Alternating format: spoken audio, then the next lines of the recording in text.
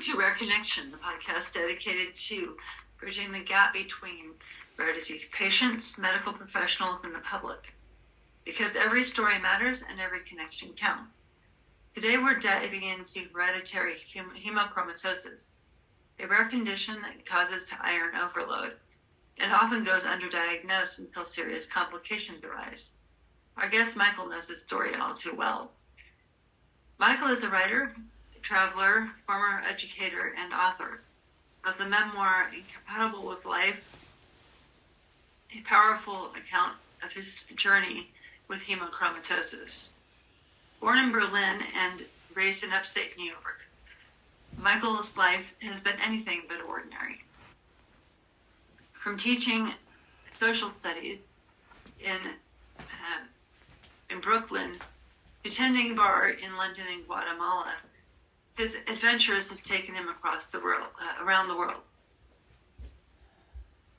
But in the midst of it all, he faced life-threatening diagnosis that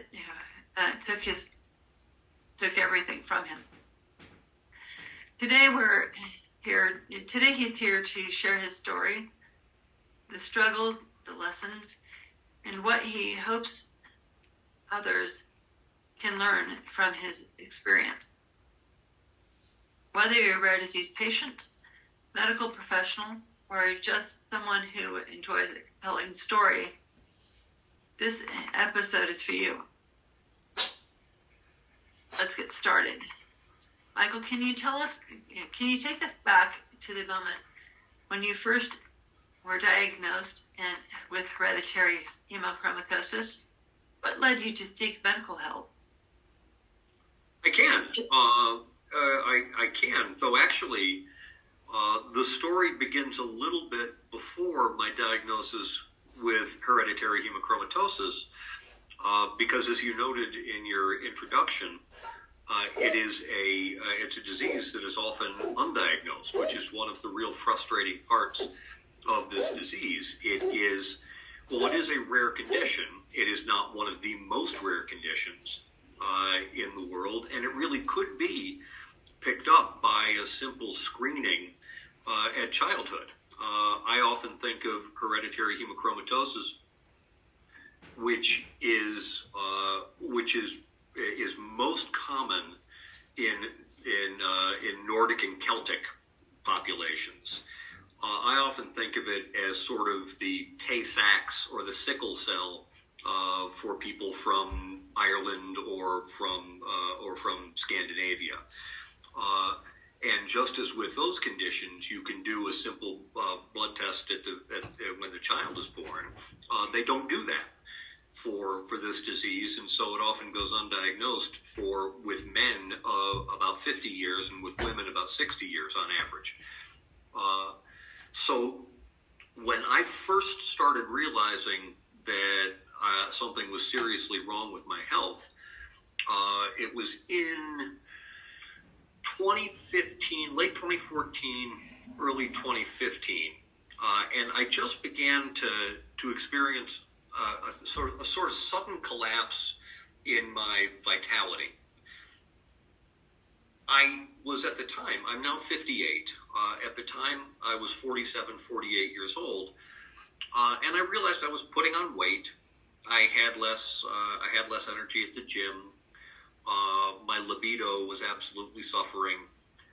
But I also just, this is one of the things about being human, is that you don't get an owner's manual at the beginning of the journey to tell you how aging is supposed to feel. And so when I felt myself starting to decline, when I felt myself starting to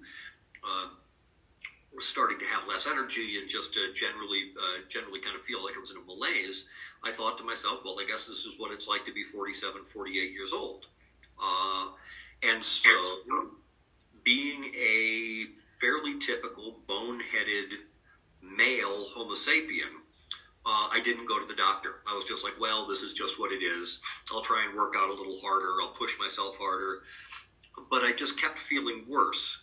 And the actual moment that it all kind of sank in is at the time I was living in a second-story apartment with a friend, and I came home from going to the shop or something like that, and there were 12 steps I had to walk up to get to my apartment, and I got to the top of the stairs, and I was winded, and I had to sit down and rest after climbing 12 steps, and at that point, my friend with whom I was living said, "Mike, you gotta get this checked out," and I finally thought that was a reasonable option. And so I went to a local doctor here. This is what I am in and was at that point in Guatemala. I went to a local doctor who I knew, and I explained to her my symptoms. I said that I was feeling lethargic and that I didn't have a lot of energy. And this is well before we had any idea that this was a complex medical diagnosis. And she looked at me. She, saw that I was a little bit overweight. I was a man in his late 40s, and I knew her socially. This is the doctor I'd met. She was a friend of a friend, and we had certainly been at meals together where she saw me devour an entire dessert or two. And she said, "You probably have diabetes, and so let me test your blood sugar." And she did a finger stick, and my glucose levels were bad. And she said, "See, that's it. You have diabetes." So she gave me metformin, and she said, "Take this for a week, standard protocol, a pill to help with insulin balance." And she said, "Come back in a week, and if you're not feeling better, we'll investigate further, but you're probably going to be okay." And so with that, I went home and I thought, "Shit, I have diabetes." I wasn't looking forward to that, but I went home and I took my medicine and I started to adjust my diet to reduce carbs and reduce sugars. And she told me I'd feel better in about a week, and I just didn't. I just felt increasingly worse and worse. So I went back to that doctor, and I explained to her that I still felt like hell. She checked my blood sugar again, and it was better, but my experiences were still that I was exhausted all the time, and I was lacking vitality, and I was feeling bloated, and I had body aches. And she said, "You're not going to like this, but the next place we have to look is your liver." And at the time, as you noted in your introduction, I was a bartender, and I spent a good bit of time in a bar called Café No Sé here in Antigua, Guatemala, and I thought it was immoral to let my clients drink alone, and so I was often enjoying the party with them. And she said, "We got to check your liver. This might be cirrhosis." And this is actually, I think, one of the funnier segments of the story, which I edited out of the book, but I'll share here. She sent me to a local radiology clinic in a small community called Hocotenango, near to where I live. And if you can, imagine or remember your experiences of a medical visit in the United States or Europe, and then imagine the complete opposite, and that was this clinic.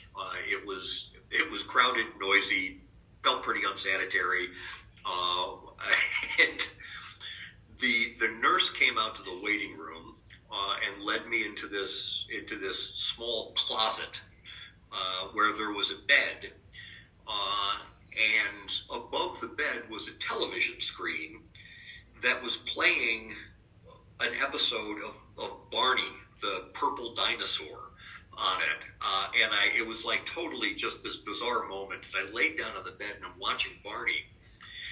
And then this kid comes in, and he's maybe 18 years old by a couple of weeks. And he's my radiologist. He's going to do my sonogram that they're going to conduct on my liver to see how badly my liver is damaged. And I looked at him, and I looked up at the TV screen, and I said, "Barney?" And he went, "Yes, Barney is good, no?" I was like, "Yeah, it's fine." And then he flipped a switch, and it switched over to the interior monitoring panel. I guess he just liked to watch Barney when people weren't there getting tested. And I asked him how long he had been working, and he said 2 weeks, 2 semanas. And so he was brand new to the job. And he starts to wand my abdomen with the sonogram on. And he starts to get really excited, and he's pointing up to the television, and he says, "Mira, hay cirrhosis aquí, y hay cirrhosis aquí, y en todos lados de su hígado hay cirrhosis." He's saying there's cirrhosis here, the cirrhosis there, it's all over your liver. And he's so excited about it. He's like a kid who's, has a metal detector at the beach, and he's just discovered his first gold coin. And I want to be happy for him, but he's telling me that I'm going to die. And so I'm like, well, thank you. And I took the report back to the doctor, and she looked at it and she said, "Yeah, this is really bad. I can't tell exactly how bad the cirrhosis is, but this is significant." And she said, "If you want, I can put together a medical team here in Guatemala, but this is a complex. You have diabetes and you have cirrhosis, and it's bad cirrhosis, and this is going to require some heavy interventions." And she said, "I can put together a medical team here, but you're from the States." At the time, my mom and dad were living in New York City, which is to where I would return. And she said, you're gonna do much better getting back to the States. So the next day, I went home that day, and my friend who I was living with stuck me in bed, and she went and she actually got me a plane ticket for the next day, and I flew home to New York, where my parents had arranged for me to first see a general practitioner who took a look at my charts and checked my vitals, saw the report of my cirrhosis and my diabetes, and said, "We got to get you to a liver doctor." And so I ended up with going up to a liver doctor's office the next day. And an interesting side note, I had showed up I didn't have insurance at the time, and I showed up in New York in, I believe, late January, early February of 2015, and it was like one day before the end of the enrollment period for the ACA, and my dad took one look at me, and he realized that I was in trouble, and he got me an insurance plan, which is really good because the whole ride ended up costing over $250,000, which fortunately didn't bankrupt me because I got insurance at the last minute. So we go to the liver doctor, and I'll try and truncate this story a little bit. There were a few visits there, but the liver doctor took a look at my charts, and he said, "We have to perform one more test here to see how bad the liver damage is." And so he had in his office sort of a specialized sonogram device called a Fibroscan, which is to determine the level of scarification and calcification of the liver. And I love this doctor. His name is Douglas Dietrich. He is a wonderful, wonderful, wonderful physician. And I really liked his bedside manner. He didn't pull any punches. He was a fairly gruff man. And he said, go get on the bench so we can scan you. I had trouble standing up. My father had to help me stand up and walk over to the table. I laid down, and as I lay down, the doctor is explaining the test to me. And he says, "Okay, this is going to determine the amount of scarification and calcification of your liver." And he's just going through a basic explanation. He says, it's a test that is measured on something called kilopascals, and a completely healthy liver, and he said a nun's liver or a baby's liver is a 0, and cirrhosis starts at 14, and the maximum level of scarification that the test measures is 75. And he's explaining this, and he's wanding me, and he hits a little button, and it like sends a shock wave through my system, and then he reads it. And he's talking, and he does this a couple of times, and he says, "Yeah," and the test goes from 0 to 75, and then he just stops, and he goes, "Oh, shit." And I looked at him, and I said, "Oh, shit, that doesn't sound good." And he said, "No, it's 75. You pinged the test."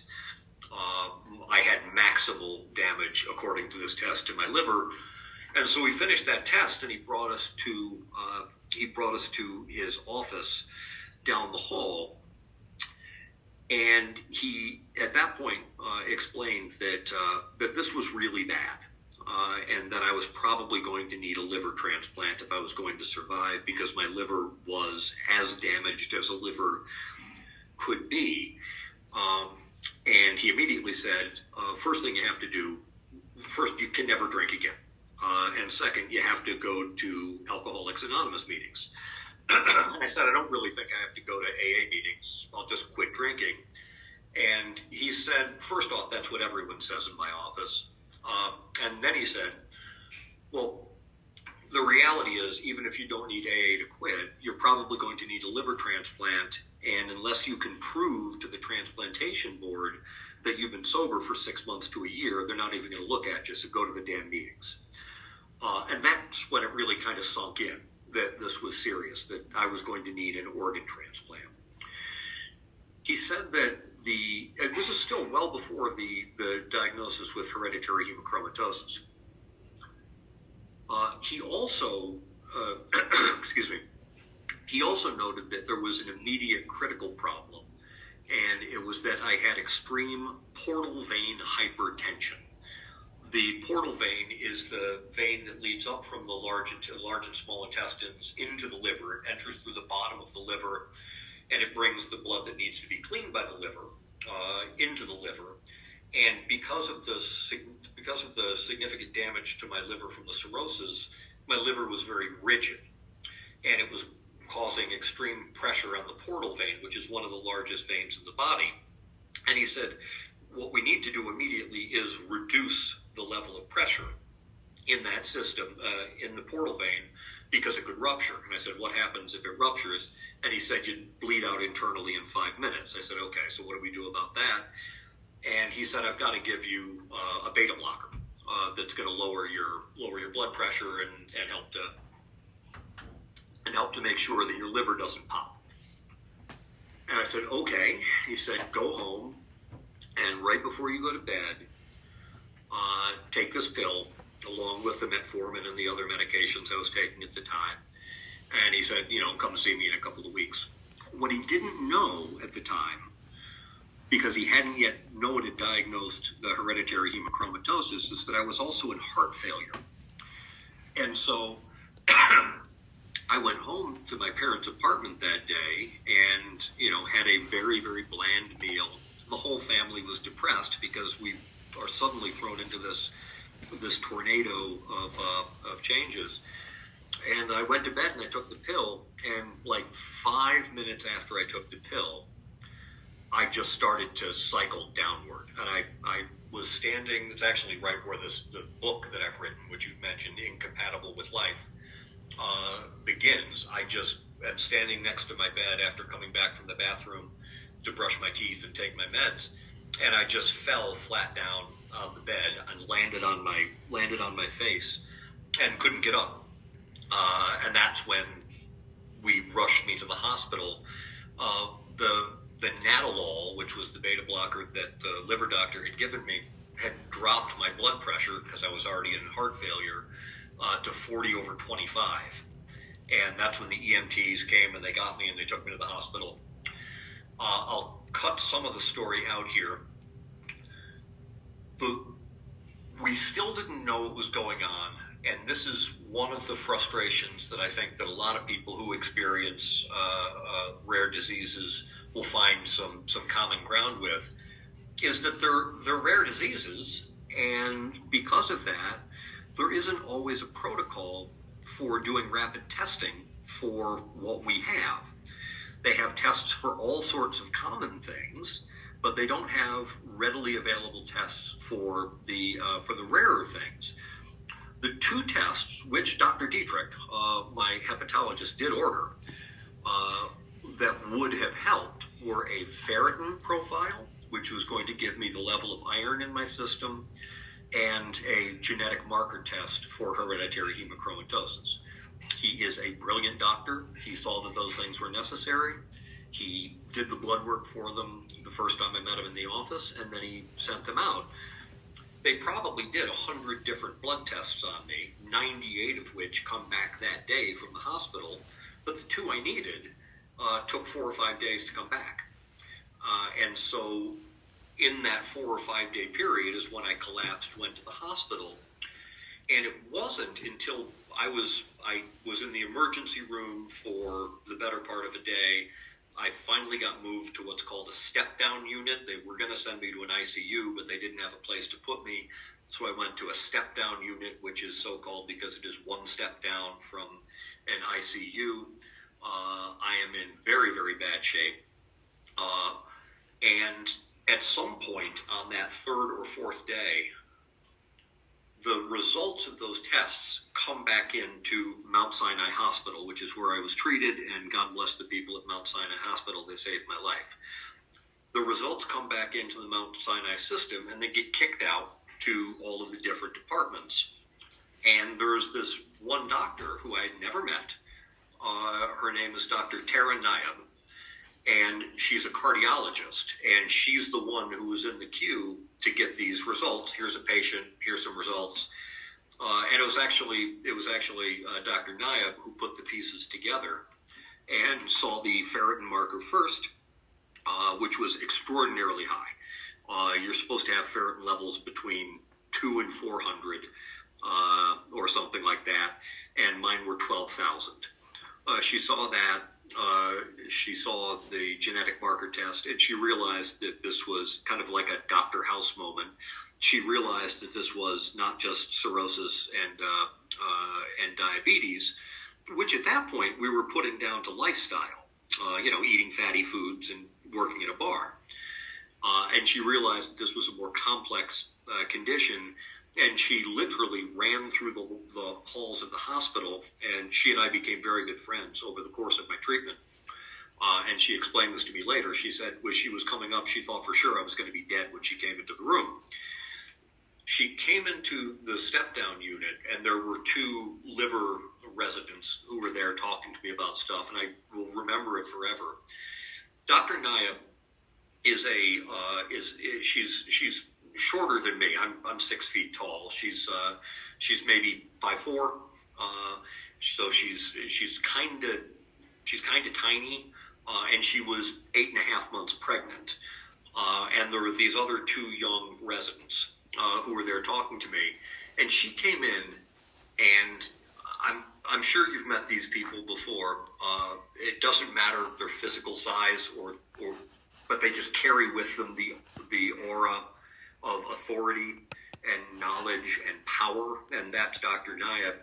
And she came in, she touched my forehead, and it seemed to register something with her. And then she took the 2 residents and she pulled them aside, and they had a very quick one-sided conversation where she basically said, "Hey guys, I'm in charge here now." They came back over to my bed, said, "This is Dr. Tara Nayab from cardiology. She'll be taking care of you now." And they left. And she had me immediately transferred to the cardiac ward. Months later, when we were talking about this during my recovery, she explained to me that I was in something called cardiogenic shock. And the way that I asked her what that meant, she said, "Well, when we first met, your heart wasn't really beating. It was just sort of quivering." And so she immediately took over my care, and she's the one who did the diagnosis of the hereditary hemochromatosis. And at that point, once they moved me from the step-down unit to the cardiac ward, that's when my care actually began in earnest to try and manage this condition that they had just discovered 48 years after I first got it in the womb. Bit of a long and rambling answer, but that's how they did the diagnosis. It took you 48 years to get a diagnosis? It did, which is common with hemochromatosis. And this is really something that I'm glad you're calling attention to it. Hemochromatosis is one of the most commonly diagnosed diseases at autopsy.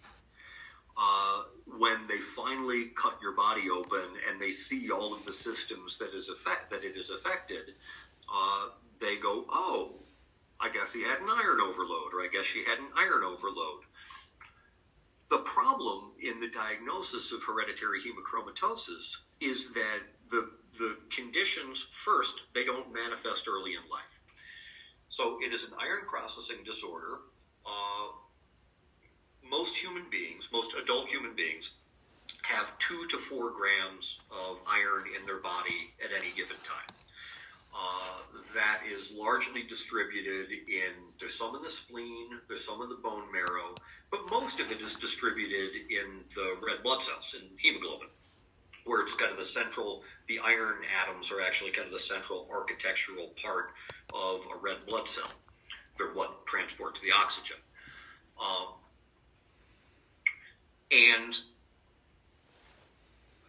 And so you're supposed to have about 2 to 4 grams of this stuff in your body at any given time.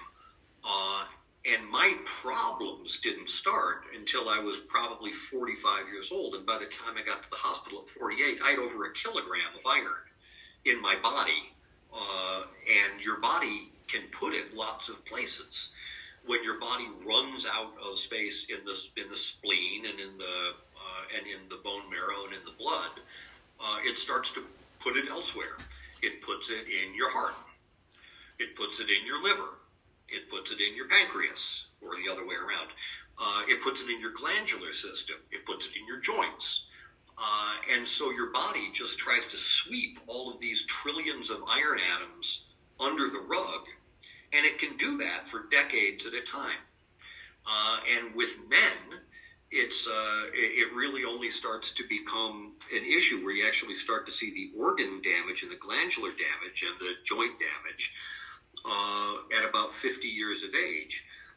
For me, it was 48. With women, because for most of their adult lives, women are menstruating. They are shedding iron-rich blood, so it slows down the impact of the damage that can be done. And women are generally diagnosed in their 50s or 60s. And so, yes, what happens is you take someone like me. I'm a fairly typical example of this. I'm a 45-year-old man of Irish descent, working at a bar, who enjoys rich desserts with his meal. And you see he has liver cirrhosis and diabetes. The immediate place that the brain goes is, well, it's because he drinks and he eats chocolate. And there's no reason to look beyond that. And so because these diseases that manifest, primarily diabetes and liver disease and also heart disease, can be attributed to behavioral patterns, that's generally where the diagnosis stops. And it's not until you get the full system collapse or you get an autopsy that either a doctor or a coroner says, "Oh God, look, there's all this iron here. This is what's causing the problem to begin with." So yes, I just have a couple of people walking in. They will pass by. We'll do a quick hello. Amen. And so yes, it was not until I was 48 years old that I was diagnosed. But that is largely because this disease is so easily missed. It is so easily attributed to other causes. Add to this one other factor. As noted earlier, the disease is most common. It is absolutely most common in a Celtic population. I think that if I have this right, in the general white population, Caucasian, however you want to define it, 1 out of every 200 people is born with one allele for hereditary hemochromatosis. And it gets a little complex because there are actually two points on the genetic code that can cause hereditary hemochromatosis, but about 1 in 200 people has one of those alleles. In Ireland, it's 1 in 83, or 1 in 83 has both alleles, I think it is. So it's 1 in 5 has one, and so it's this disease that is kind of targeted at an Irish population, which also, not wishing to cast aspersions on my Celtic brothers and sisters, but it's also a population that has a traditional problem with alcohol abuse or alcohol use, and so a lot of people who are Irish who end up with liver cirrhosis because of hereditary hemochromatosis, a doctor's presumption might be, Irish drinker, 50 years old, it's probably that, and they just let it go and they don't do the blood test. So, what were the biggest challenges or misconceptions that you faced when trying to understand your condition?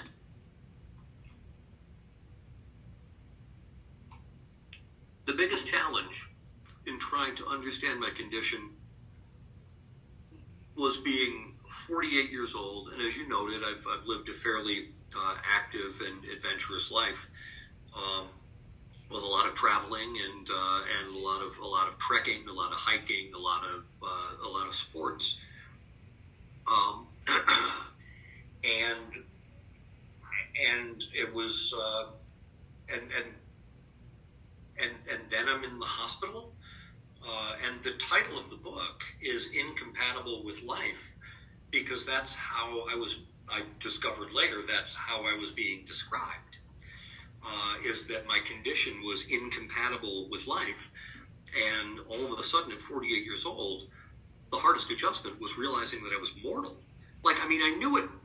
I knew that I was mortal conceptually. We all do. But those of us who have suddenly been diagnosed with a terrible life-threatening disease or have had an accident, it's like it's all of a sudden it's right there. And that was the hardest thing to confront, was that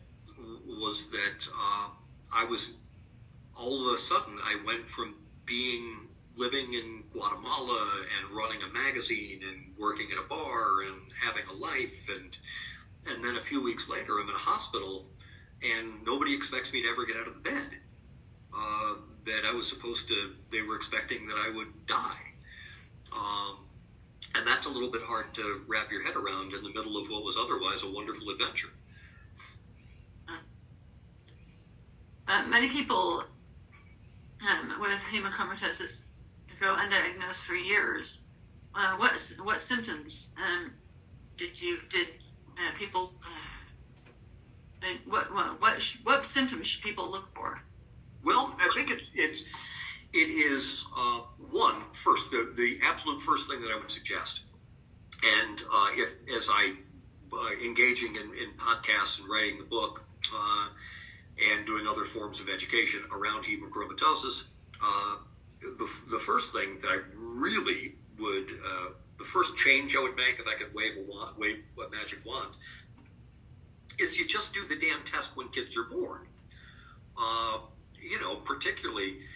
Particularly with all of the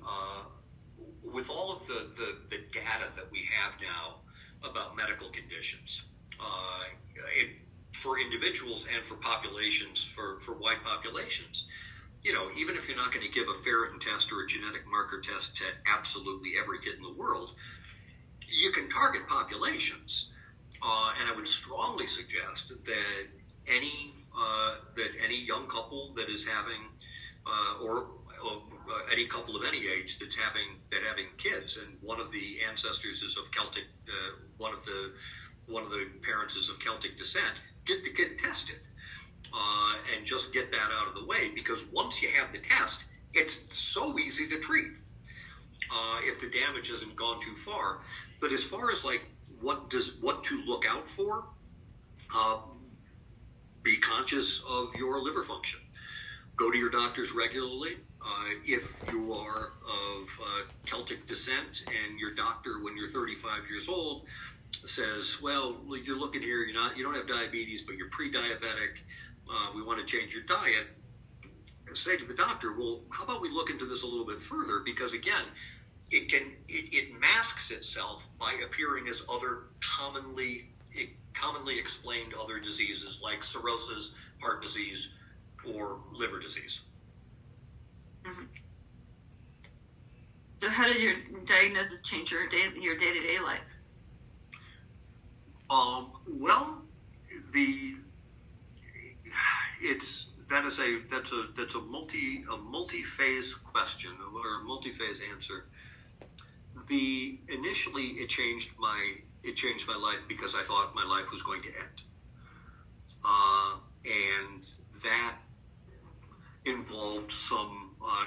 intensive introspection and spiritual realignment with attempting to find purpose, meaning, and to find purpose and meaning and trajectory in my life, regardless of how short I expected it to be.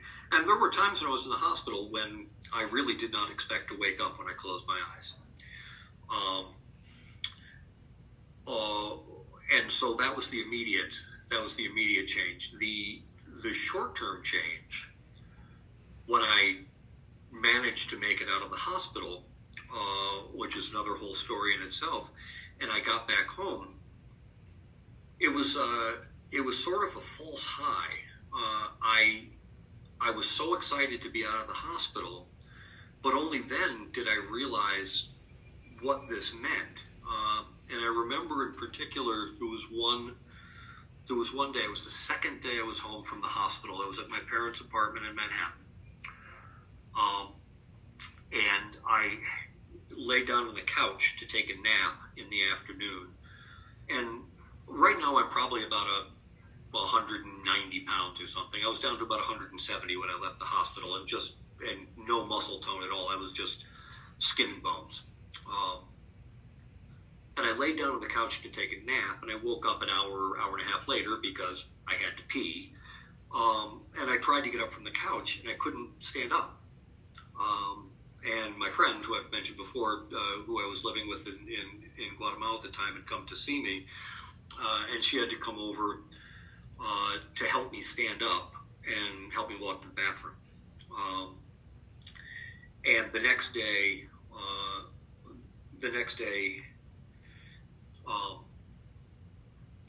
I had a real crisis that night. She took me into the bathroom, and I had to take a bath, and after using the bathroom, and it was kind of the darkest point in the journey when I realized that I can't care for myself.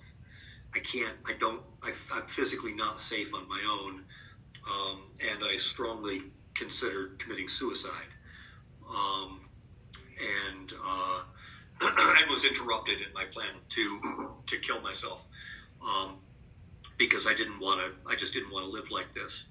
And my friend interrupted me as I was going to do that, and I'm still here, so thank fate. But the next day, after having not killed myself and survived that night, and then realizing that there still was an enormous amount to live for, I decided it was sort of like the pivotal changing moment. I was like, okay, no matter what, I'm gonna do everything I can to get better from this. I don't know how much better I can get, but I'm gonna get better. And the next day, I went and I took a nap on that same couch, and I woke up an hour and a half later because I had to pee and I couldn't stand up. And my friend Mercedes started to come over, and I said, "No, I got to do this myself." And actually, I'm really proud of this. It's a silly thing, but I'm so proud of it. I had to figure out how to stand up from a couch, and so I was laying on my back on the couch, and I kind of turned over onto my side, and I dropped my legs off the end of the couch, and so I was face down on the cushions of the couch, and I could just barely push myself up into a stand with my arms and legs. And I walked over to the arm of the couch, and I was able to just stand up a little bit from that, and then I had to go to the bathroom. Mercedes spotted me on that walk, but I was able to make it, and that was a point where I kind of made a real emotional turn, and I was like, I'm going to get better. I don't know how much better I can get, but I'm going to get better. And it just became at that point a really long, slow, grinding, day after day exercise routine that has continued for 10 years, and has brought me back to near full health. I still have diabetes. I still have liver cirrhosis. I still have heart disease. I still have glandular damage. I still have joint problems. But I'm once again back and fit.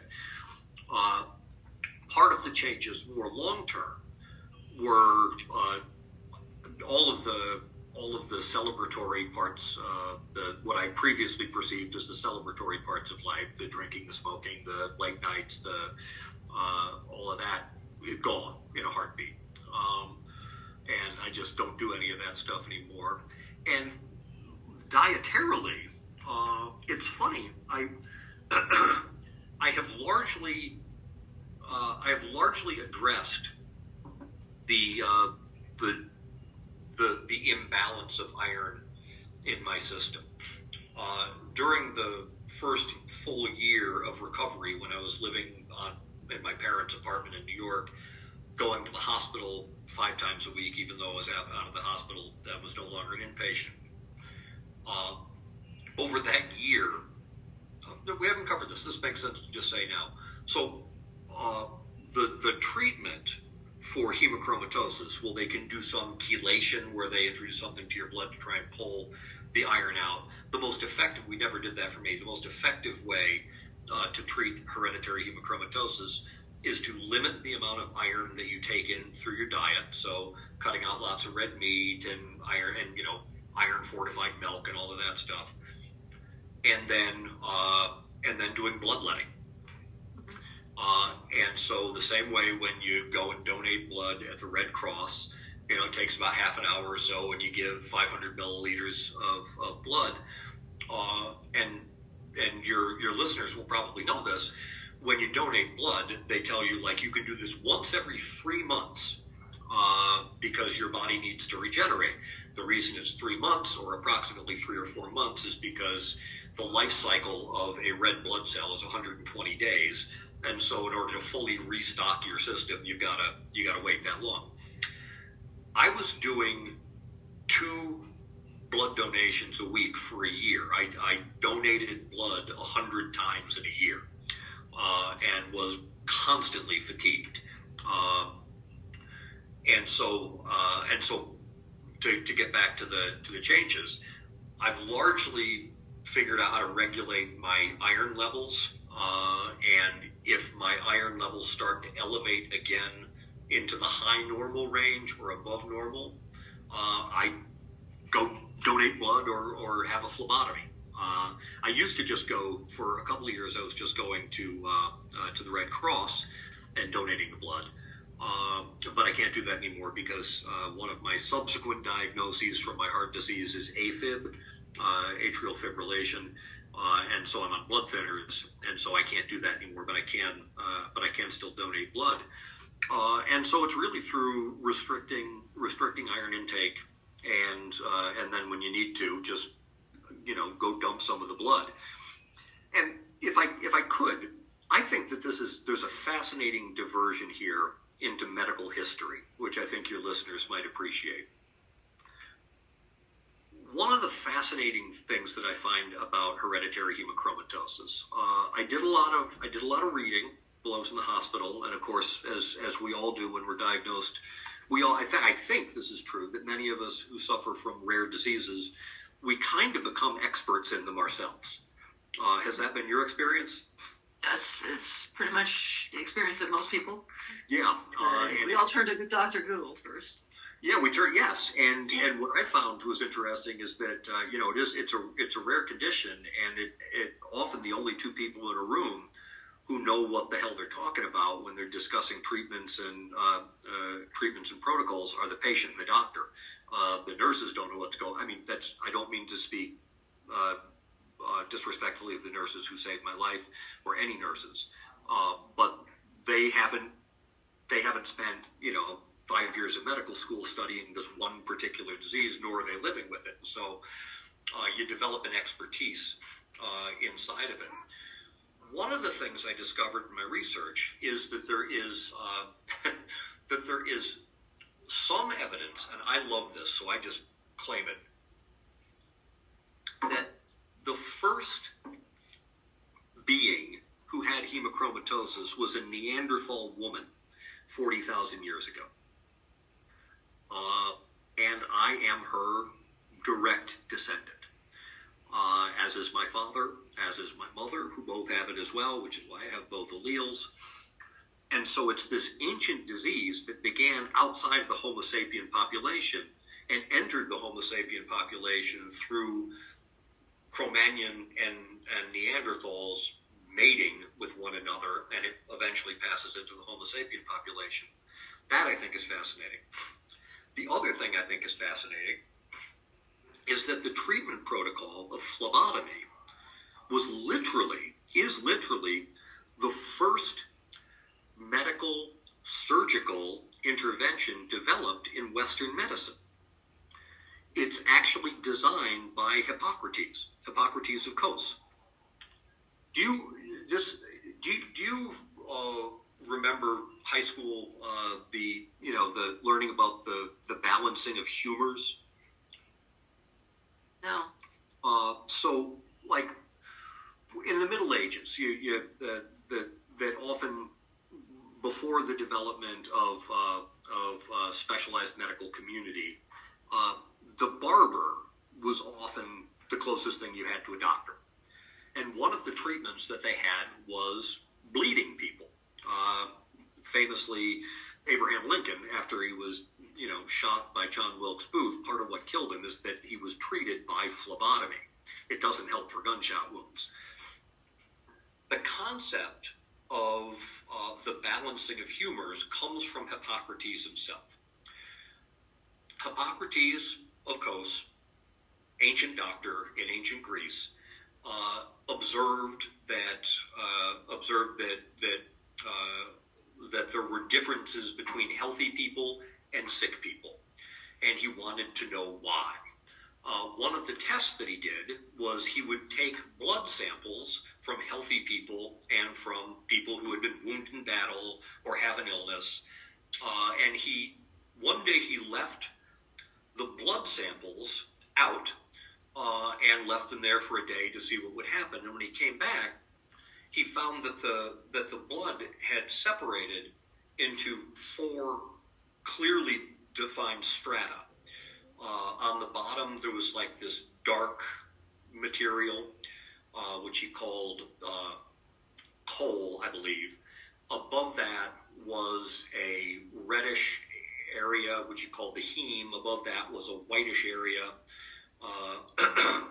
and above what you call the Melania coal, which is the origin of the word melancholy. And above that, he found a clear liquid. And he noted that in healthy patients and in sick patients, these proportions were often off. They didn't match. In healthy people, they were all the same. Sick people, they had different levels of this thick stuff, yellow stuff, brown stuff, red stuff. And he determined that was probably something about this was the cause of their illness. What we know now is that was just the blood settling out into its constituent parts. The stuff at the very bottom of his test tube, when he left the blood, there was clotted blood.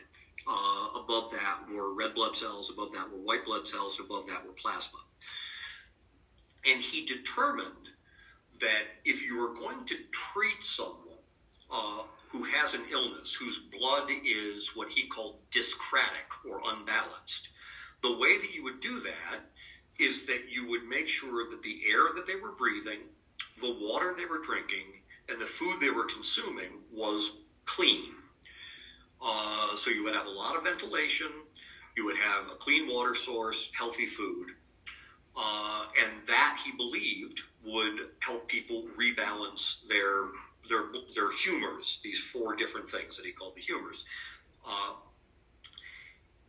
And that was the first part of the treatment, but the second part of the treatment was you had to make room for that new blood, that balanced blood, to be in the system.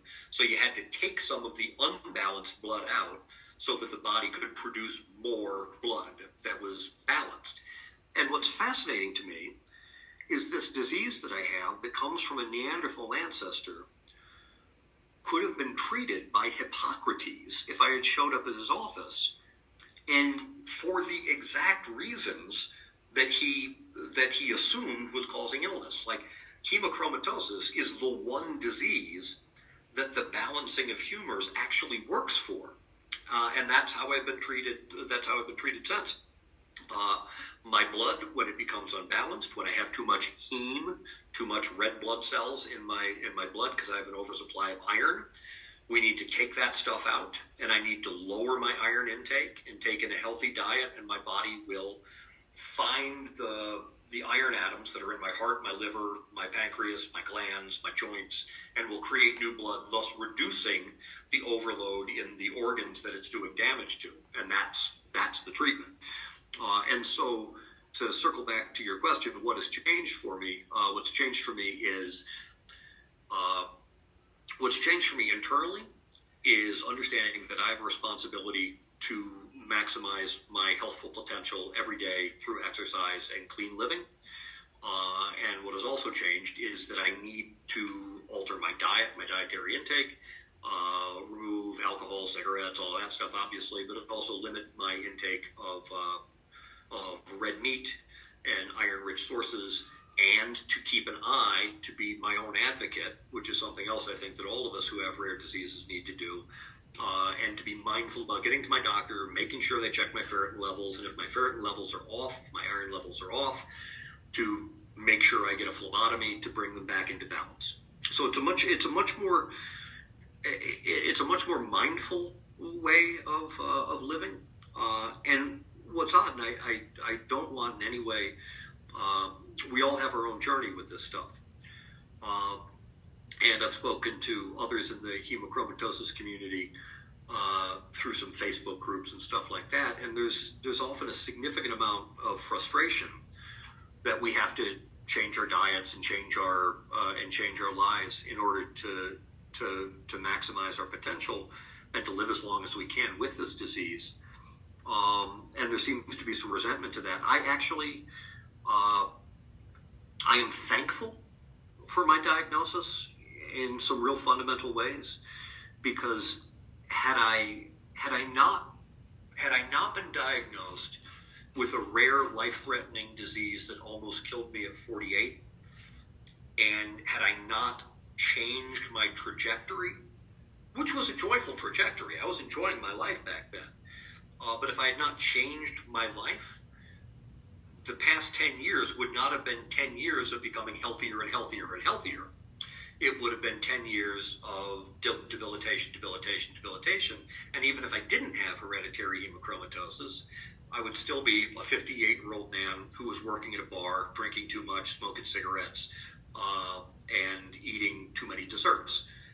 And so in some ways, my diagnosis with this rare and life-threatening disease is what has led me to be finally in good health, because I'm mindful about it, and I know that I need to be mindful about it every day. Yeah. So this does share a lot of commonalities with superficial cirrhosis. You might want to look into that one. But have you tried chelation therapy? I never have. No, I talked to the doctors about it when I was in the hospital, because at that point we were looking for anything. Yeah. My first couple of weeks in the hospital. So once Dr. Nayab gets me from the step-down unit to the cardiac ward and decides she's going to take over my care, the first thing she had to do was to try and do interventions to allow me to be healthy enough to start to do the phlebotomy, because my cardiac function was so weak. At first, we couldn't start with phlebotomy because I couldn't lower the blood volume in my body at all, or else my heart would stop. And we talked about chelation, and the response of Dr. Nayab and another doctor who I want to mention, her name is Dr. Judith Lin, who is an absolutely incredibly brilliant hematologist, blood doctor, who is the one who guided me through this mostly. And she just had an incredible eidetic memory. She would come into the room and she would just have in her massive, beautiful brain like 100 different, all of the blood work, and I can kind of have some understanding of what my hemocrit level is, but there are 100 different variables, and she seemed to have them all in her brain. She was brilliant. And between Dr. Nayab and Dr. Lin, they determined that the chelation therapy just wouldn't be that helpful for me, and that what we really needed to do was focus on getting me in good enough shape to start to do the more radical intervention, which was the continual phlebotomies. When they finally did get me to that point, I ended up doing 6 phlebotomies in 3 days. And so they essentially removed about half of the blood from my body over that week because they needed to just do everything they could to remove the iron. But we never went to chelation. There was some suggestion that if I drank black tea, it would help to bind the iron, and so I did, that kind of stuff.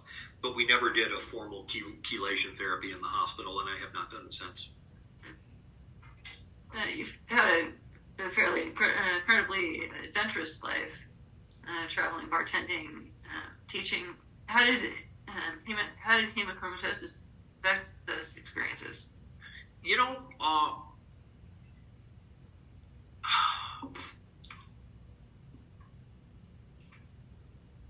So there are a few answers to that. The first is that my hemochromatosis, in some ways, before my diagnosis with it, allowed for that adventurous life. This is, back in 2005, I think it was, which was one of my last big, trekking years. I was in Peru, and it was in the Andes, in a region called the Cordillera Blanca. And, it's not Everest level climbing, but we got up to about between 14 and 15,000 feet. And this is before my diagnosis. This is years before my diagnosis. And I'm hiking with some people who are significantly younger than me. And I'm really, for a lot of it, just kind of running up the hills. And then at the top of the mountain, we're at camp, and it's 14,000 feet, and I light a cigarette. And only to find out years later that part of the reason that I was able to operate healthfully at 15,000 feet is because of my hemochromatosis. Before it started to do the damage, I had so much hemoglobin because my body was trying to find anywhere to put these damn extra iron atoms that it had popped up my hemoglobin level, so I was essentially blood doping unintentionally. So at first, it was a real benefit. It made me feel like a Superman. Then I got sick from it, and it collapsed. And I felt that all of that was lost and gone forever. And there was one night, I was in the hospital as probably in my second week, maybe early third week, in the hospital on the cardiac ward. And I got a call from my younger brother, Ed, who was living in Washington, D.C. at the time. And Ed and I have been adventuring partners for all of our lives. He's 5 years younger than me. And a lot of the adventuring that we had done was in Alaska.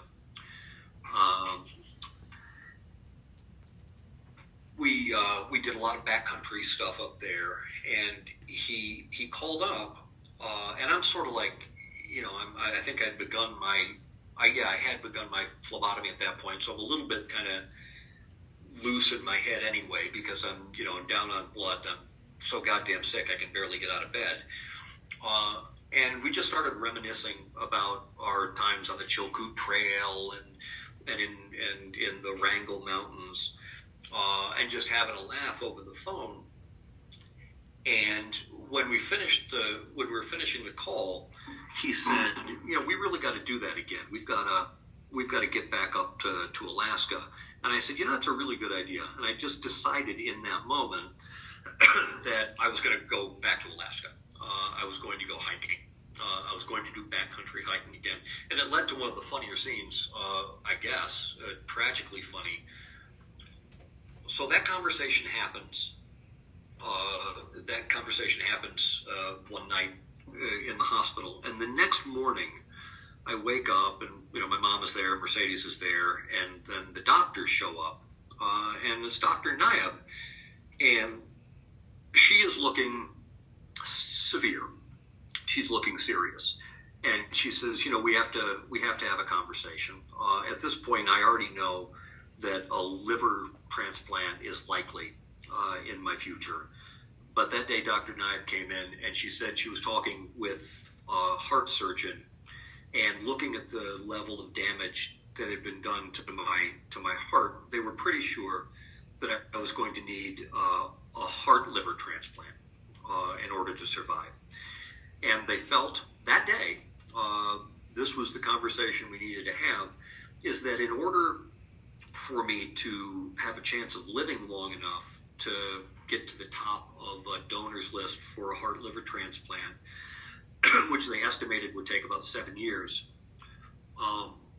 I would need to have a heart pump, a ventricular assist device, a left ventricular assist device, or something like that, surgically implanted. And so she described it, and she said the doctor would cut into my chest and he would take a small electric motor called an impeller and would surgically attach it to my left ventricle.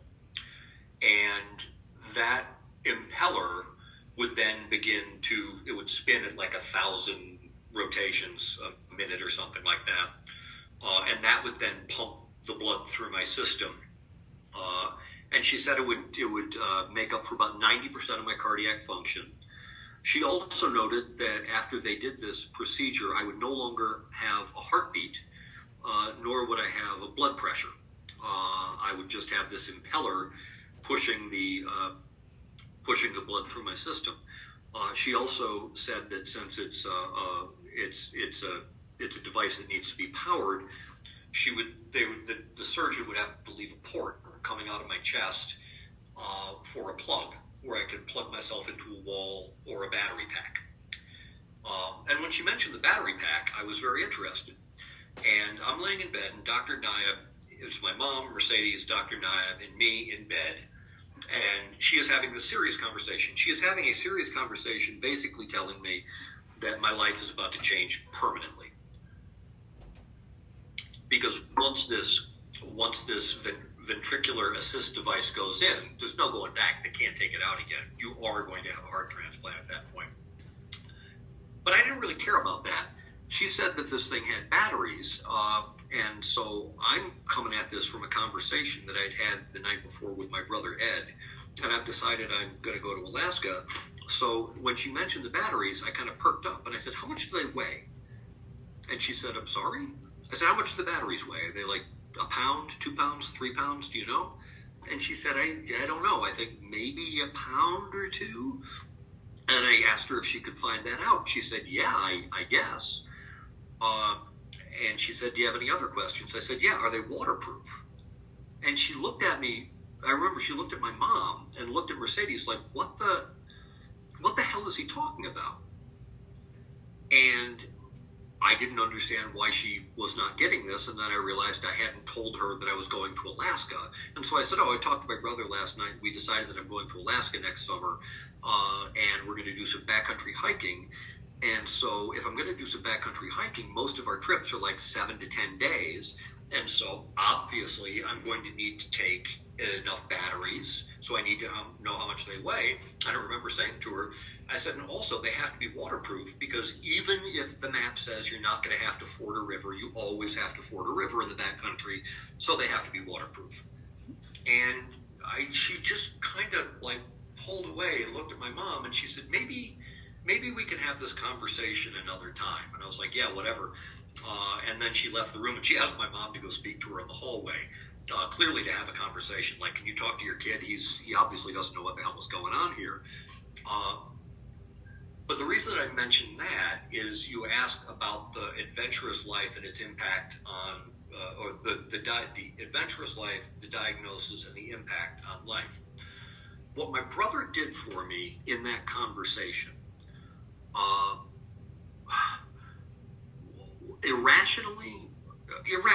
fully irrationally, but very, very importantly, he gave me a goal, and he gave me permission to dream and to hope about something better, and I began to guide myself in that direction. It became a North Star, if you will, that I was going to get back into the big mountains. It's 10 years later. I am now healthy enough to once again climb up to 14,000 feet. I haven't done it yet, but I do regularly go out running. I live at 5,000 feet altitude, and I generally run at about 7,000 feet. But it was the adventurous life in its own way provided a bit of a slingshot back towards, wanting to get back to something like I had known before was impelling in that way to move me back towards health. Also, no scars. I still have my original heart and my original liver. We ended up not having to do the transplant. We did not do the ventricular assist device. I just managed to heal on my own with the help of some good medicine and some phlebotomies. But the way that the adventurous life really did help to impel me forward was by giving me a goal to work towards, and something that I could hold in my heart is something I remembered. I remember what the sky looks like from the top of a mountain ridge in Alaska at dawn, and I wanted to get back to that, and I will. So what's something about living with hemochromatosis that most people don't realize? I would say that the most beautiful thing about it is, let's see how to put this.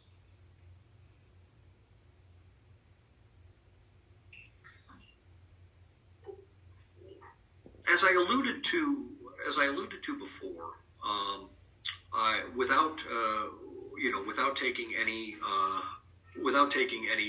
anything away from the terrible experiences so many people have with any diseases, rare diseases or common diseases, is for me,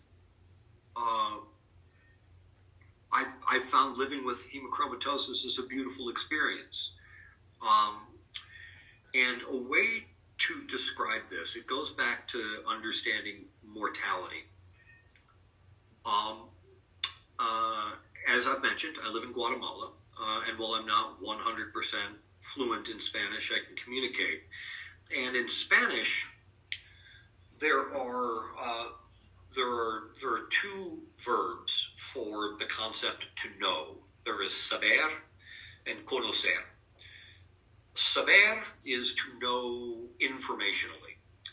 It is to if you want to know how many people live in Barcelona, you would use saber, the saber form of how to know how many people live there. Conocer is a far more intimate and personal understanding. Like you said, you live in Oregon? Yes. You in Portland? Yes.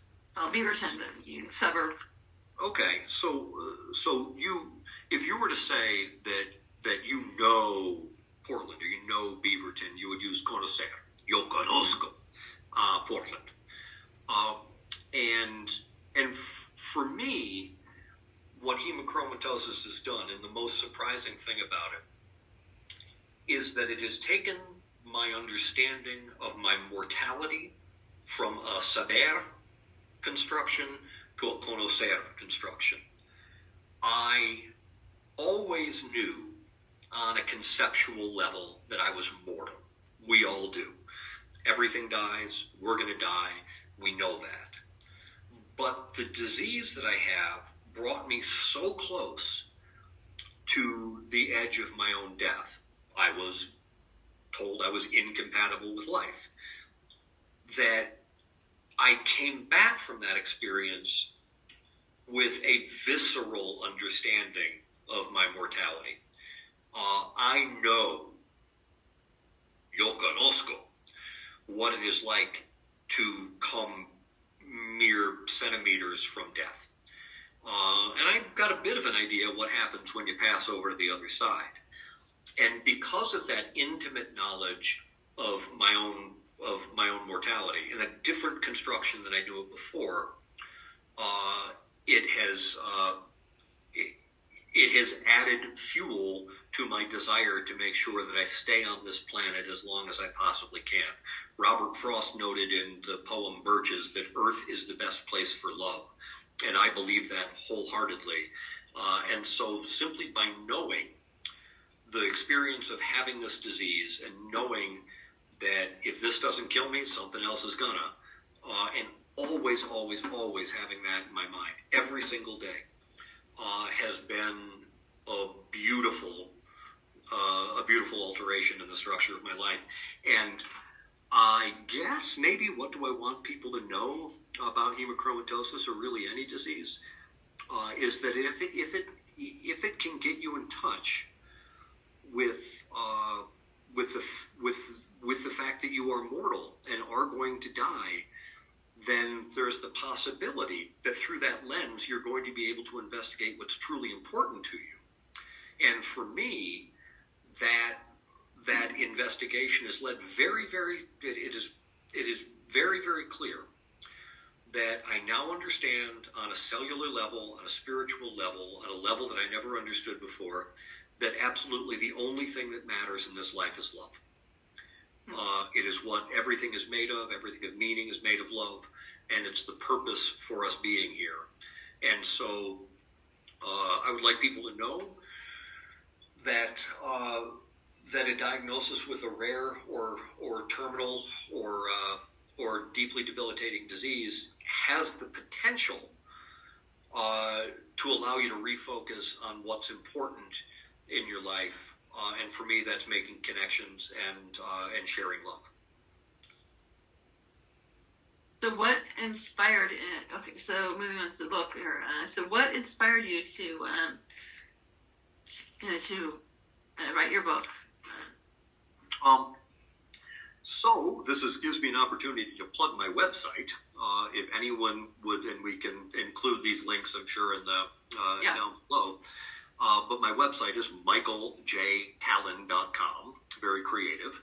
And on that, the splash page, when you enter it, allows you to read the introduction to the book, which I posted online.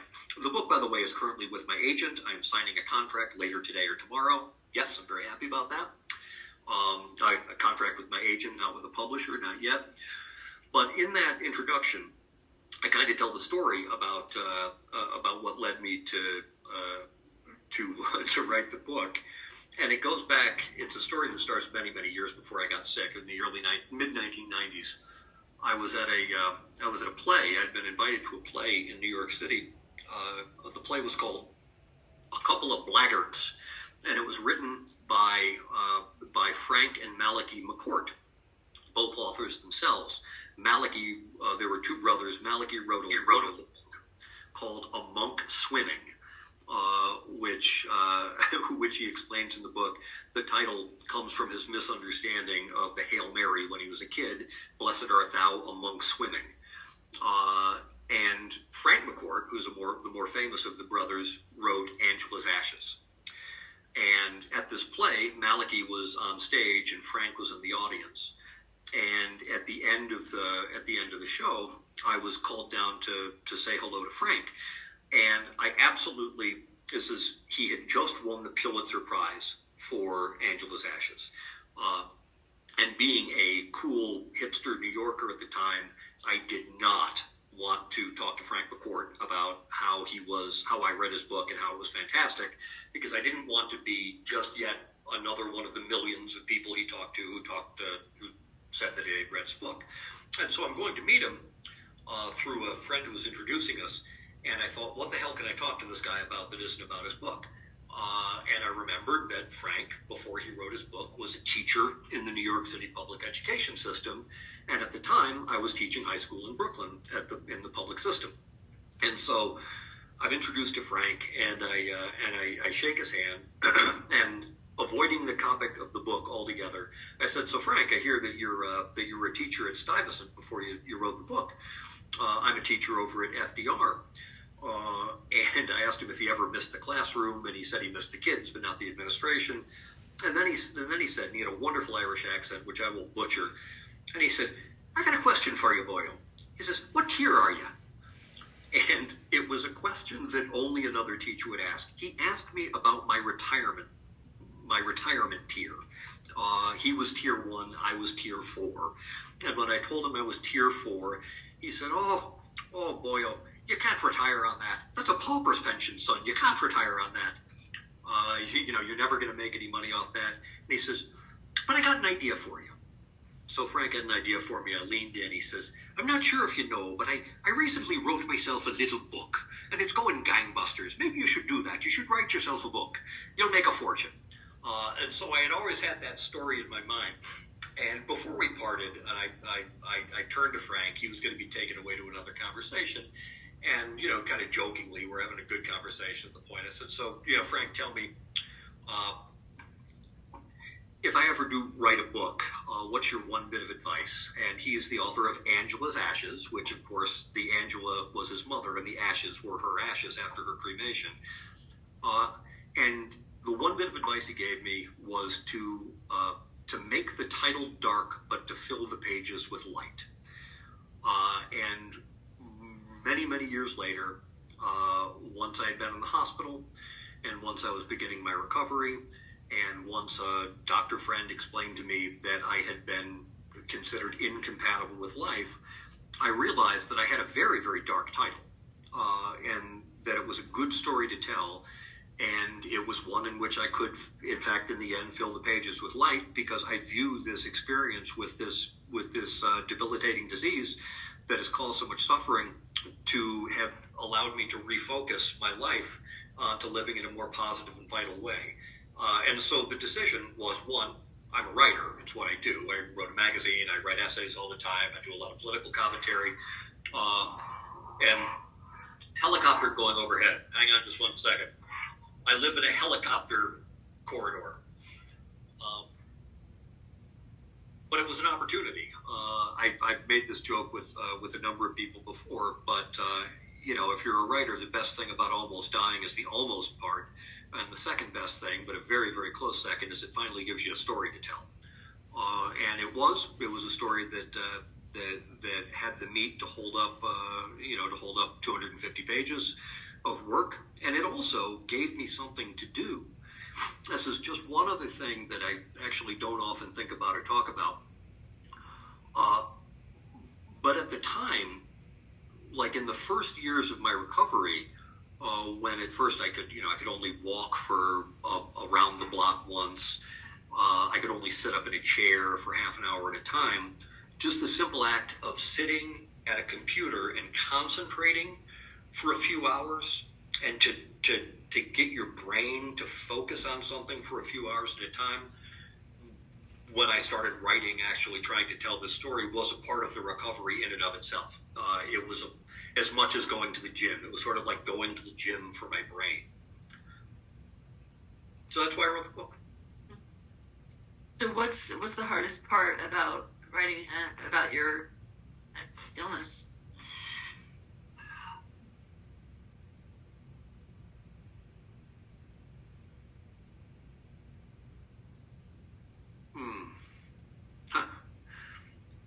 It's all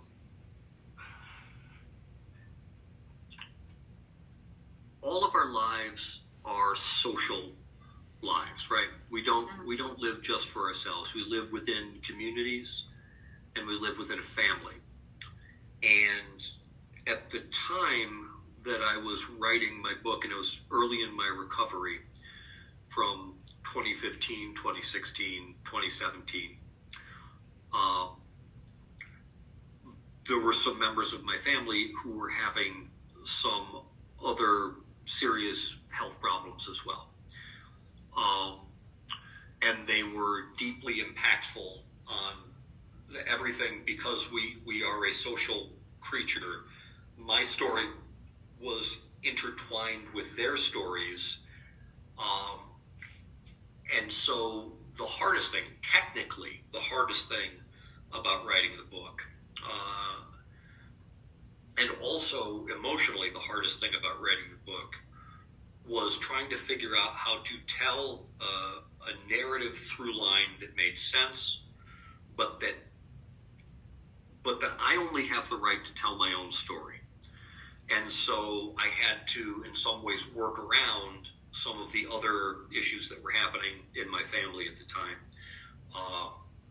because I didn't have the right to speak about what was going on with other people. And doing so could have caused pain. So technically that was difficult. To be able to tell a true story while also protecting the privacy of other family members. The hardest thing about writing about the disease itself,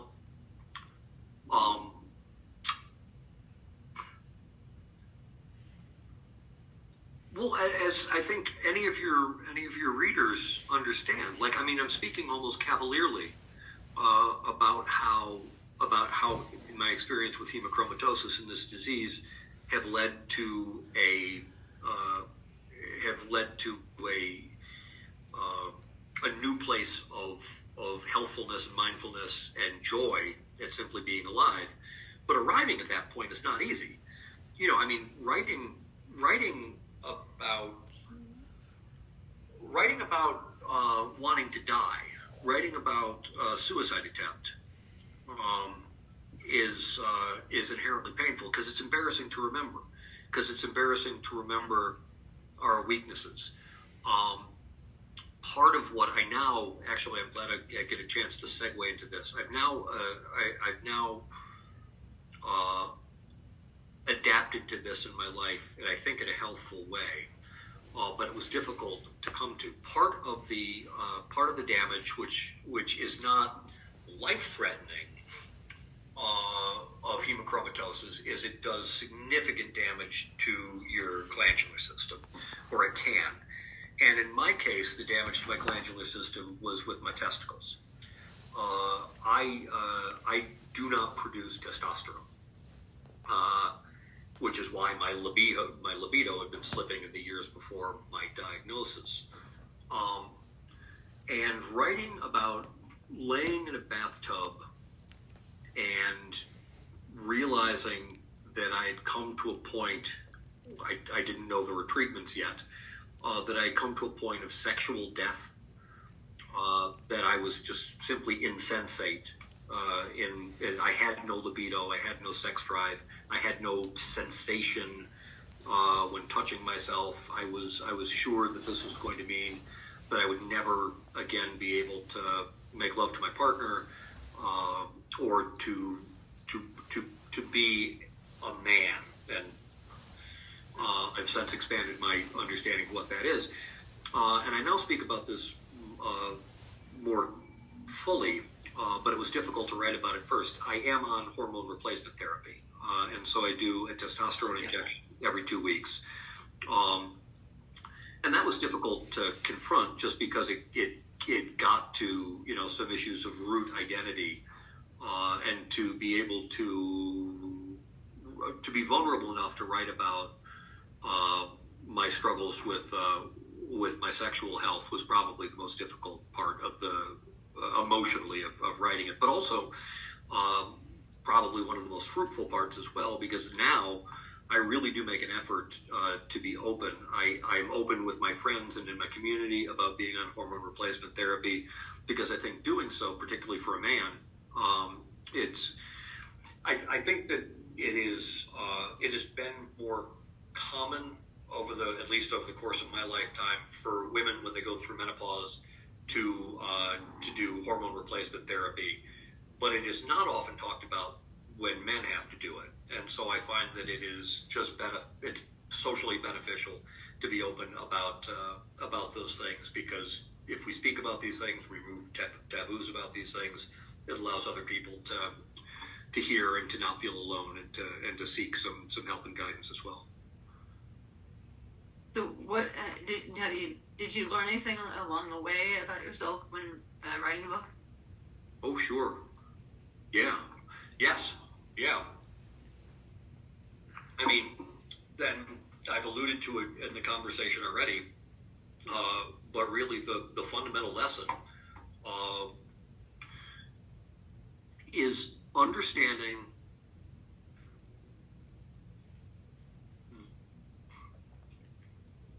we struggle with purpose and meaning, or many of us struggle with purpose and meaning in this life.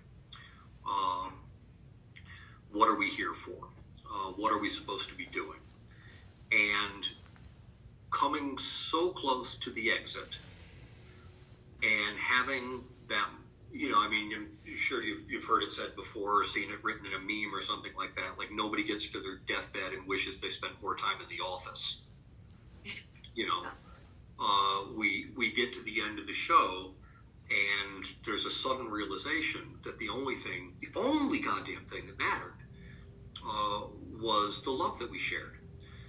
And that, and for me, so much of it was a clear understanding that life really only has two variables.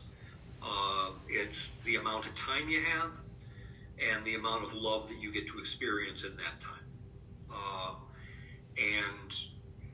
And love is an active process. And so what I learned most about myself and about existence in general was simply that. It's that, one, you're mortal, kid. You're gonna die.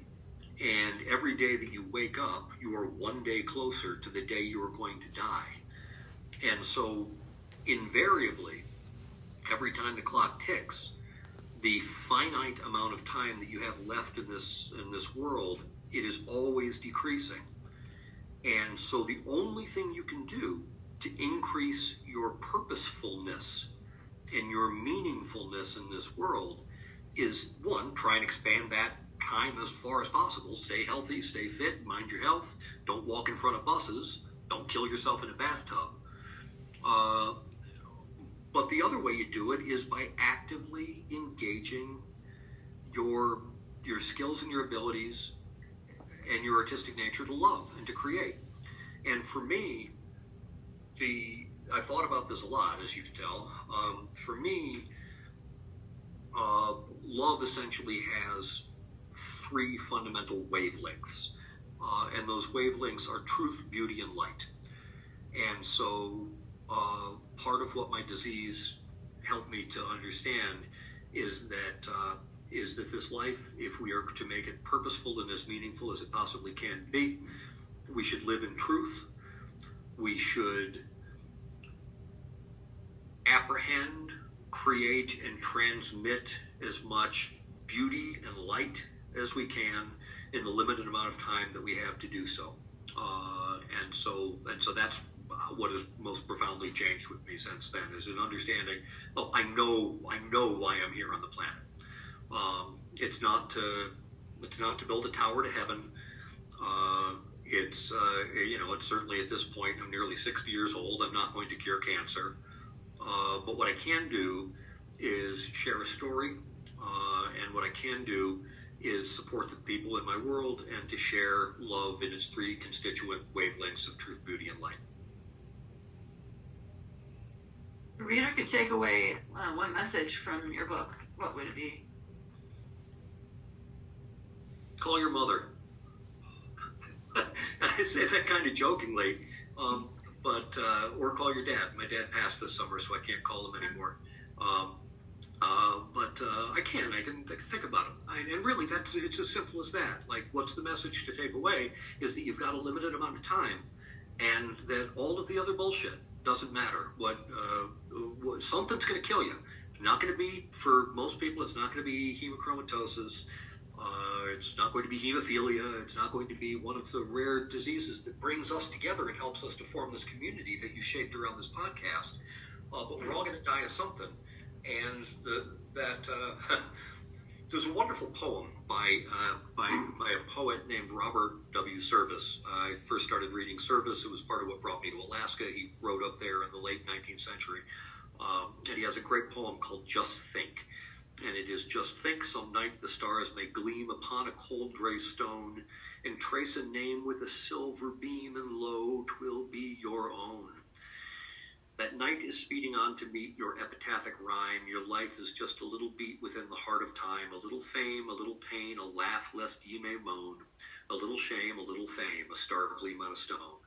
We're all heading to the exit door, so call your mother, or your daughter, or your brother, or your lover, or your best friend, and share with them in this day something that is of truth, beauty, or light, and share with them the love, because that's all we got.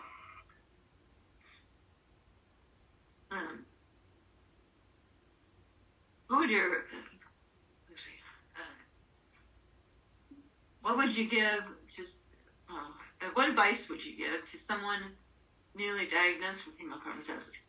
Don't give up. Don't give up. It's hard.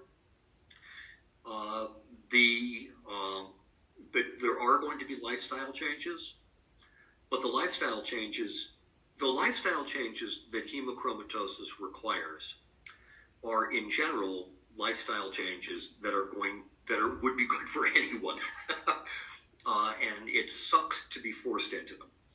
And anyone such as yourself, Joanna, who has to heavily adjust their diet. I mean, you start to understand like exactly how big a role the consumption of healthful food, or any food, takes up as a part of your daily activities. But also, these are things that we can adjust to. Like, because of my diabetes, I don't eat a lot. I still have desserts. Don't tell anybody. But I've almost entirely cut out bread. I'm, an Irishman who's largely given up potatoes. And that's all so I can have a tiramisu every once in a while.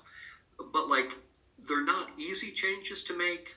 But also for most people, and it's not the same for everyone, but, eating that much carb in any given day it's converted into sugar, which does damage, and so it's a pain in the butt to do. But once you make the transition, I don't really miss bread at all. Strangely, I eat a lot of cashews now, which somehow take the role of bread for me. But my one message to someone who's recently diagnosed is don't give up. Advocate for yourself. And if any of you are hearing this podcast, and you just want to touch base, drop me a line.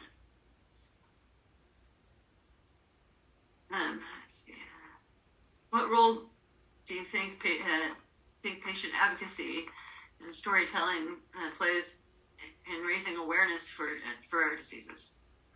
I think patient advocacy, self-advocacy in the medical community, particularly in the United States, is absolutely necessary on all fronts and all levels, all the goddamn time. And it's not.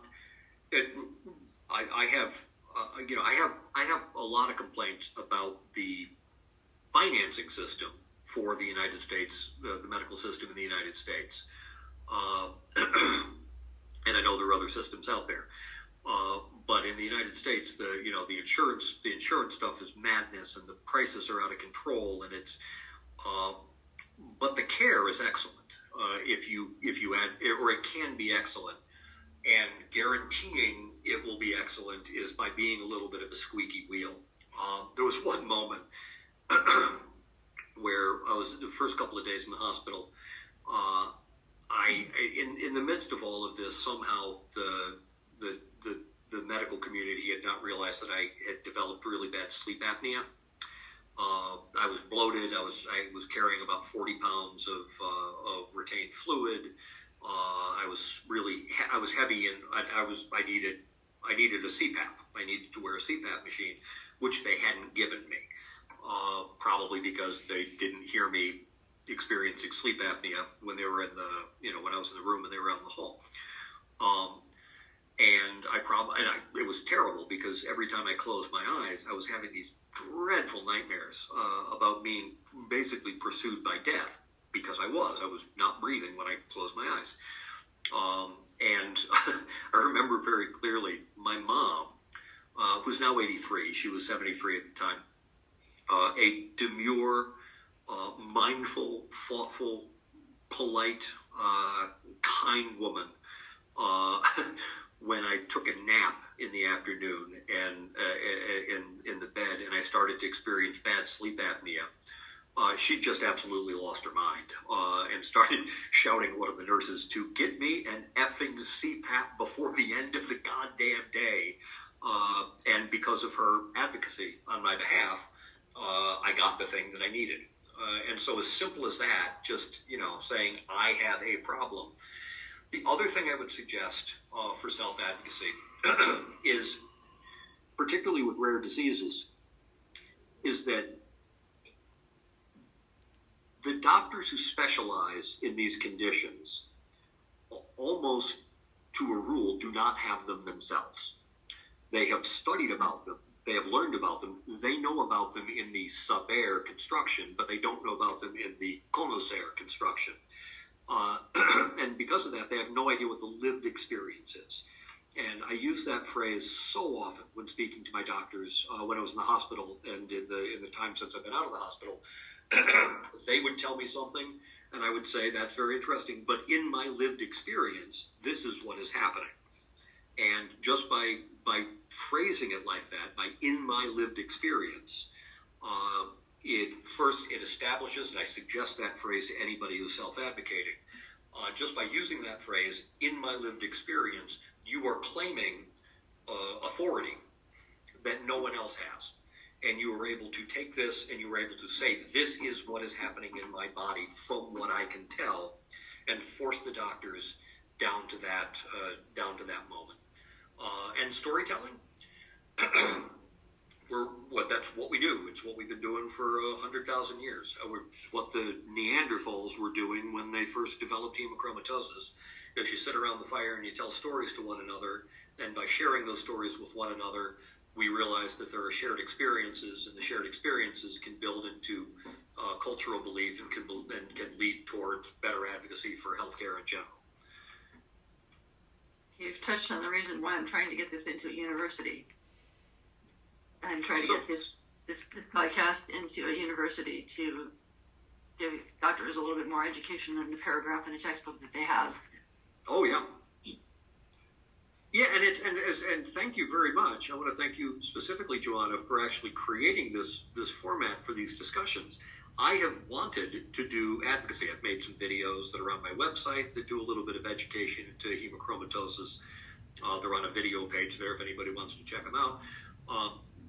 But it's really, it's the way it's different than it was 100,000 years ago when we were all sitting around the campfire, is that people don't gather anywhere for these stories unless you create the space for them to gather. And so thank you for doing that. Do you have any future projects related related to rare diseases, advocacy, or writing or traveling? Well, right now, my professional energy is focused. I'm contracting with an agent who's going to try and find a publisher for the book. And I am, amongst other things, trying to get myself onto some different podcasts to have conversations with hosts such as yourself to try and spread some awareness both of the book and of the condition. And for future travel plans, there is a big-ass volcano that is very close to where I live in Guatemala, and I plan to climb it very soon. It's not quite the 14,500 feet that I hit in the Andes, the 15,000 I hit in the Himalaya, but it's 13.5. Kind of want to do that. Hopefully it doesn't explode before then. Well, actually, it's wonderful. The volcano is called Acatenango, and it looks down over an active volcano called Volcan Fuego. And so it's really dramatic. Acatenango is a dormant or extinct volcano, and it's just far enough from Fuego that if Fuego blows, you're probably still going to be okay. But I'm hoping to do that soon. And also, I am very much hoping to finally get back up to Alaska. It has been a long, long time. And, at nearly 60 years old, I got to say I'm not as crazy about sleeping on the cold ground as I was when I was in my 30s. I could rough it for a little while, and I want to get back out and do some hiking back in Alaska, where so much of my adventuring was when I was younger. Yeah, I've been to Alaska a couple times. They have anything there where they turn their trees upside down and they flower out the top. It's got a cruise ship. And neat.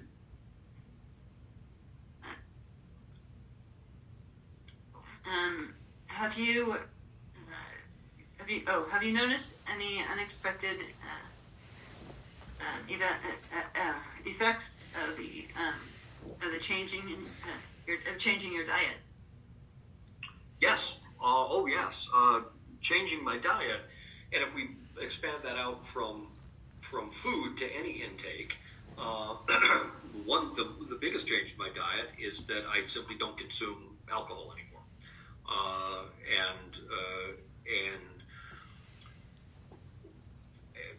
and the changes simply from that, even if I didn't have liver disease, if you drink a 6-pack or a 12-pack of beer a day, you're going to end up with a beer belly. And so by removing that from my life, my physical fitness has improved. And with my diet, it's a cutting out of the almost, not entirely, but really, really, really cutting back on carbs has also been helpful. I had to have my gallbladder removed about a year and a half ago. I had an attack, and so I'm a little bit limited in my abilities to consume really fatty foods. But I've gotten to a point where I can eat a steak every now and again. I eat a lot of chicken, and so my diet is mostly lean protein, vegetables, fruits, and yeah, it's aside from being a healthy diet for hemochromatosis, it's just essentially a healthy diet. And so, well, it took some adjusting. I feel great. It's a healthy diet. It keeps me fit. Many people with hemochromatosis struggle with hidden sources of iron in foods. Are there any surprise foods you learned to be cautious about? The one that I've tried to get away from is you just, what you learn with hemochromatosis is that so many processed foods are iron fortified, and in some ways it kind of makes sense from a marketing angle that like iron is strong, and so if you give people more iron, they will be more strong. And it's just that is one. It's crazy. No one needs to be eating iron fortified foods. You really do get enough iron. Just human beings have been getting enough iron from their diet unless they were really, really, really starved of protein, or other sources of iron for months at a time. You're going to be okay. But milk and all the other things that have added iron are kind of a pain in the ass to avoid. But also, I've come to a point where I've lowered my intake of the heaviest hit is always red meat. It's anything. It's the iron is in the blood, and so any red meat is going to have a lot of iron in it. And so if you avoid that, having a little bit of milk in your coffee isn't going to cause too much of a problem. But it's really trying to limit the for me anyway, it's been limiting the big hit iron intakes and not worrying so much about spinach or milk in my coffee. Many people with hemochromatosis struggle with hidden. Oh, we just did that one. Okay, so yeah. Do you think there's enough public awareness about iron overload in foods? No, but I also have no expectation that will change at any point.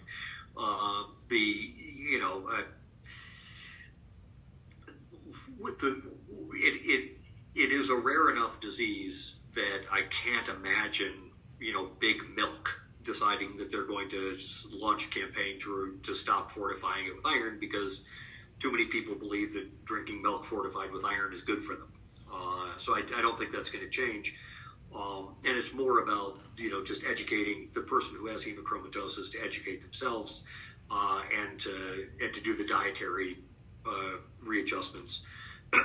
on their own. And also the other thing is so much of the balance of living a healthful life, like, it sucks getting diagnosed with anything, and if the result of the diagnosis is a change in behavioral pattern, both in intake with food and a change in behavioral pattern with living a more healthful life, I mean, those are the things that are. It's not only the self-advocacy within the medical community, but the self-advocacy within your own interior domain. You need to constantly remind yourself that there's only one of these lives, and it's your job to navigate it as best as you can. And so for me, rather than trying to figure out how to get big milk to get rid of iron, it is that I need to know that I need to keep my phlebotomy schedule if I'm going to need them. I need to keep an eye on my iron levels, and I need to keep exercising.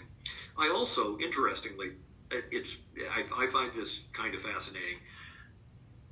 My experience with hemochromatosis is going to be everybody's is going to be a little bit different, because we're complex systems and it's a complex disease. One of the consequences, if we go back to the beginning, with a portal vein hypertension, for which Dr. Dietrich gave me the Nadolol, I had overpressurization in my liver that was squeezing the portal vein. That overpressurization blew the pressure forward in my system, and I ended up with what are called varices, which are essentially varicose veins in my esophagus. And I have gastropathy, which is essentially varicose veins in my stomach lining.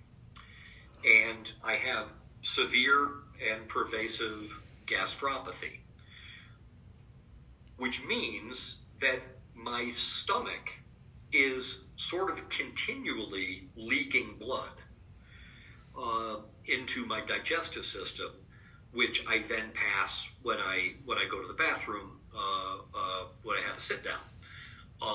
And so part of my balancing of my iron levels, it's almost like my body collapsed into this in many ways, and one of the ways it collapsed was into this like collapsed but solid structure.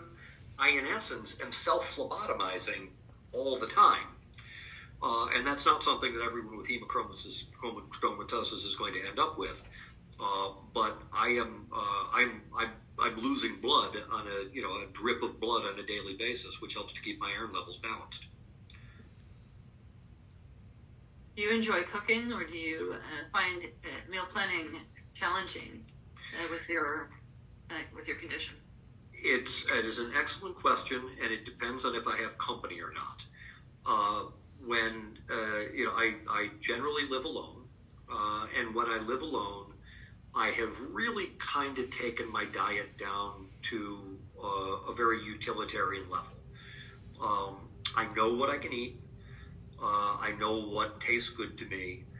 And I don't have a whole lot of variety in my diet. Like, I hope my cholesterol never gets weird, because I am a murderer of chicken eggs. I eat eggs every day for breakfast. I have 2 or 3 eggs for breakfast every day, and I do that because there are no carbs. To manage my diabetes, I need to have a heavy protein intake with any meal, because that helps to regulate my blood sugar. And I eat a lot of cashews. For dinner, I have chicken, or I order tacos because I do live in Guatemala.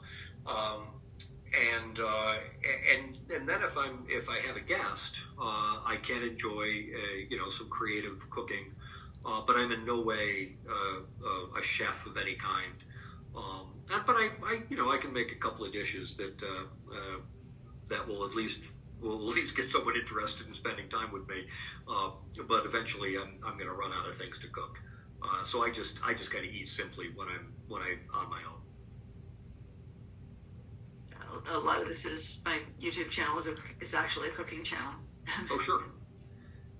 So how do you balance social situations and dining out while keeping iron intake in check? It's really almost at any restaurant. The bigger issue, rather than the iron, but was part of the condition early on, was going into social situations where everyone was drinking. And part of that was simply by deciding that I was not going to do that anymore. And so I drank a lot of seltzer. And at some point, you tell your friends enough times that you're not drinking, and they stop trying to get you to drink. In social settings, my diet it is far less cumbersome to manage than even celiac disease or a lactose intolerance. Like pretty much on any menu at any restaurant, if I'm feeling that I need to watch my iron levels, I order the fish or I order the chicken rather than the steak.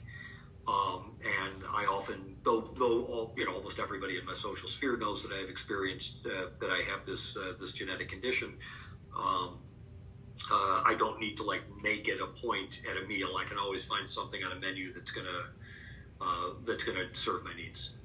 Mm-hmm. It's so much of it, as I noted earlier, that I'm no chef, and give me my morning breakfast. It is a breakfast I eat pretty much every single day. Is a couple of eggs with cottage cheese mixed in to make them nice and creamy, and a fistful of cashews thrown in, along with some tomatoes or something diced up in there. Yeah. What foods do you avoid? Do you have to avoid to limit or keep? What foods do you have to avoid or limit to keep iron levels under control?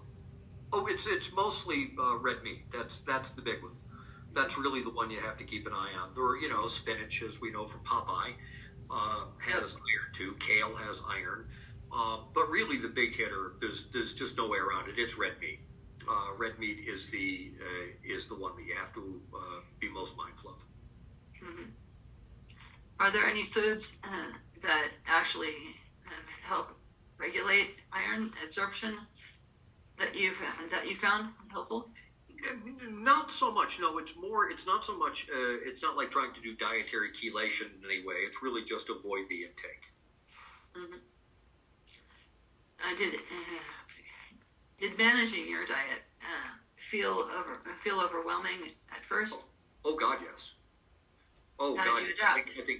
I think anyone who's had to adjust their diet, it's like, and I kind of alluded to it before, but you just don't recognize how important and how much of your day is spent thinking about what you're going to eat and then eating it, or creating what you're going to eat.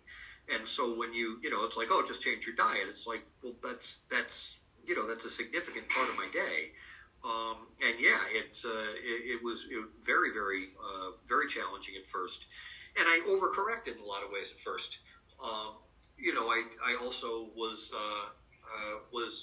I had cardiac disease at the time, and so the doctor told me to avoid salt, and having to avoid salt is it's sort of like Greek god level punishment for a human being. To go from eating really savory foods, and then you have to give up salt. And thank God I've been able to reintroduce salt into my system. And I tried for a while when I wasn't eating salt to bring in other spices, but nothing is salt. And so it was definitely overwhelming at first, but ultimately navigable. And again, I just go back for me, it goes back all the time to understanding that, yes, this is an enormous pain in the ass to have to make all of these profound changes in my diet and the way I live my life. But the reward for making these changes is that I'm not going to die, and I'm going to be able to live longer. And for me, hokey as it sounds, the longer I live is the more time that I have to fulfill my purpose on this planet, which is to share love with as many people as I can and as deeply as I can. So, if I got to skip a steak and have a chicken, Now, anyway, that seems like it's not that big a deal. But when it first happened, it was so defeating. It was like,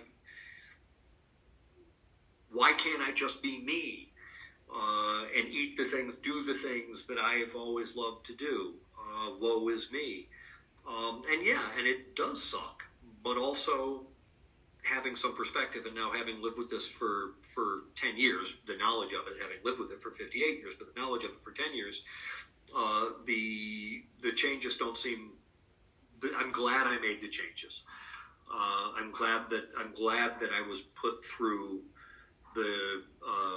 I was run through the gauntlet, run through the gauntlet of having to make these changes, because in the end, I'm happier now than I've ever been.